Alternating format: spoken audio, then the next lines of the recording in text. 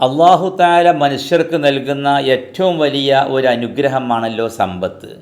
ഈ സമ്പത്ത് രണ്ട് ലോകത്തും മനുഷ്യർക്ക് ഉപകാരപ്പെടാതെ നഷ്ടപ്പെട്ടു പോവുകയാണെങ്കിൽ എന്താണ് പിന്നെ അതിൻ്റെ അവസ്ഥ? ഇഹപര ജീവിതത്തിലോ അടുത്ത ജീവിതത്തിലോ ഉപകരിക്കാതെ ഭൂരിഭാഗം ആളുകളുടെയും സമ്പത്ത് അധികവും നഷ്ടത്തിലായി പോകുന്നു എന്നതാണ് വസ്തുത. നബി സല്ലല്ലാഹു അലൈഹി വസല്ലമ തങ്ങൾ ഈ യാഥാർത്ഥ്യം ഇമാം മുസ്ലിം റളിയല്ലാഹു അൻഹു റിപ്പോർട്ട് ചെയ്ത ഒരു ഹദീസിലൂടെ ഉണർത്തുകയാണ്. യഖൂലുൽ അബ്ദു മാലി മാലി, മനുഷ്യർ പറയും എൻ്റെ ധനം എന്ന് പറഞ്ഞുകൊണ്ടേയിരിക്കും.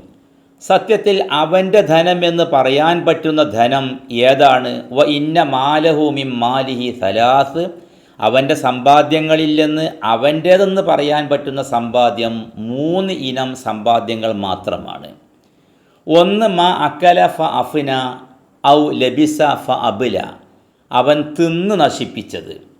അതേപോലെ ഉടുത്തുകൊണ്ട് വസ്ത്രം വാങ്ങിച്ച് ഉടുത്ത് അതിനു വേണ്ടിയിട്ട് ചെലവഴിച്ചതും.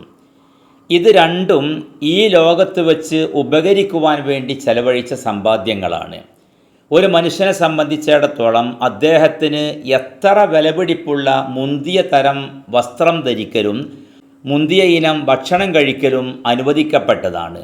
അത് എത്ര ഉന്നതമായ നിലവാരത്തിലുള്ള ഭക്ഷണമാണെങ്കിലും എത്ര വിലപിടിപ്പുള്ള വസ്ത്രമാണെങ്കിലും ശർഅ് അതിന് വിലക്ക് ഏർപ്പെടുത്തിയിട്ടില്ല. അതുകൊണ്ട് തന്നെ ആ സമ്പാദ്യം ഈ ലോകത്തെ സൗകര്യത്തിന് വേണ്ടി ഉപകരിച്ചു എന്ന് കരുതി സമാധാനിക്കാം.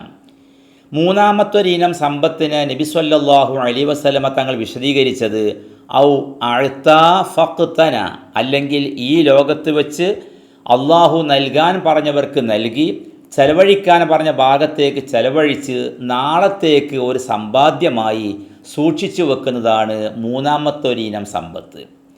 ഈ സമ്പത്തിൻ്റെ ഗുണം നാളെ പരലോകത്ത് പ്രതിഫലം വാങ്ങുവാൻ വേണ്ടി അവൻ മാറ്റിവെച്ചതുകൊണ്ട് അത് വല്ലാത്തൊരു ഗുണം തന്നെയാണ്. ഇങ്ങനെ ഈ 3 തരത്തിലുള്ള സമ്പാദ്യങ്ങൾ ഒന്നുകിൽ ഈ ലോകത്ത് വെച്ച് ഉപകരിക്കുവാനോ അല്ലെങ്കിൽ അടുത്ത ലോകത്ത് ഉപകരിക്കുവാനോ സാധിക്കുന്നുണ്ട്. ഇതൊന്നുമല്ലാത്ത മറ്റുള്ളവയെല്ലാം ഫമാ സിവാ ദാലിക ഫഹുവ ദാഹിബ്, ഇതല്ലാത്ത ബാക്കിയുള്ളതെല്ലാം പോയി. അവൻ മരിച്ചു പോകുന്ന സമയത്ത് കുറേ സമ്പാദ്യം ഇവിടെ ഇട്ടേച്ചു കൊണ്ട് പോവുകയാണെങ്കിൽ അതൊന്നും അവൻ്റെതല്ല. വ താരിഖുഹു ലിന്നാസ്, അതൊക്കെ അവൻ ജനങ്ങൾക്ക് വേണ്ടി ഉപേക്ഷിച്ചിട്ടുകൊണ്ട് പോവുകയാണ്. നബി സല്ലല്ലാഹു അലൈഹി വസല്ലമ തങ്ങൾ ഉണർത്തുന്നത് ഒരു മനുഷ്യന് അള്ളാഹു നൽകിയതായ സമ്പാദ്യം ഒന്നുകിൽ ഈ ലോകത്ത് ഉപകരിക്കാൻ കഴിയണം, അല്ലെങ്കിൽ അടുത്ത ലോകത്ത് പ്രതിഫലം വാങ്ങാൻ വേണ്ടി മാറ്റിവെക്കാൻ കഴിയണം.